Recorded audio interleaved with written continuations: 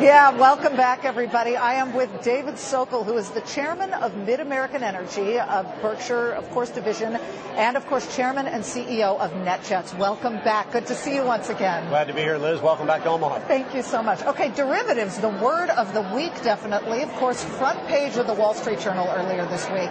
The headline was, Buffett blunts finance rule, persuades Senate panel to amend a derivatives curve. And your name was prominently mentioned as the guy who went to Senator Ben Nelson to say, hey, reconsider this. What did you say to Ben Nelson, and how do you stand on this issue?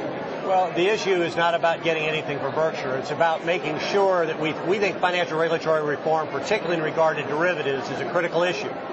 Warren's been talking about it, sent a letter to Congress in 1982.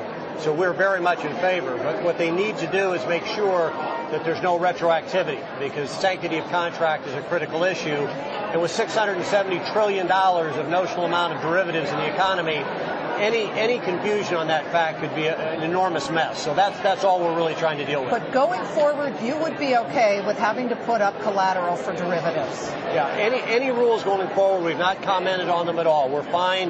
That's really government's job, is to figure out how to do this properly. So whatever rules they want going forward, we're fine with. But they have to start the day of enactment and go forward, not go backwards. Let's look at what you've done for the company. And Warren Buffett, in his most recent shareholder letter, said that you bailed him out by taking over NetJets, which was bleeding cash in a big way. You've stopped that bleeding. Where does fractional jet ownership at NetJets stand? Is it coming back? Are you back to positive now? Yeah, we're profitable for the first 4 months, which the fourth month will finish today. It's a great business, and actually the people at NetJets are fantastic folks everywhere, from pilots, flight attendants, mechanics, our logistics group, our meteorologists.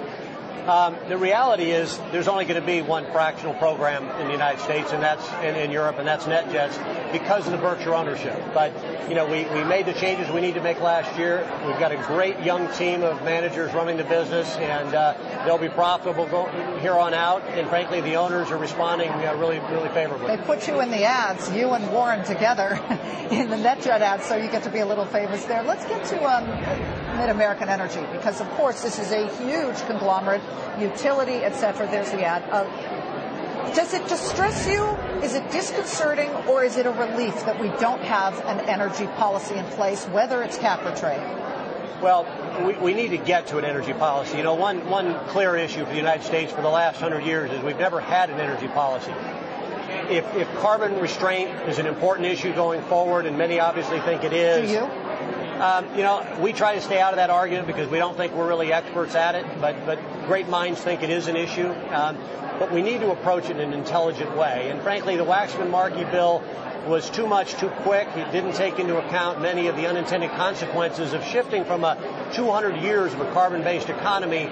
We need to do it carefully. I believe we can meet the type of caps that are laid out in the bills that are being discussed, 80% reduction by 2050. But we need to find ways to do it at the least cost, because it is going to be costly. So it is absolutely critical that we have proper energy policy. We can't do what we're doing today, for instance, and that is there's an oil spill in the Gulf, so suddenly we're going to stop drilling for oil. We need a policy. We need to fix problems. But you can't knee-jerk every time something happens, or you're going to end up making a significant mistake long term. Dave Sokol of Mid-American Energy and NetJets, widely discussed, and every time I'm with you, I have to mention it, as the guy who may at one point replace Warren Buffett. Would you take that job if offered? Well, actually, breaking news.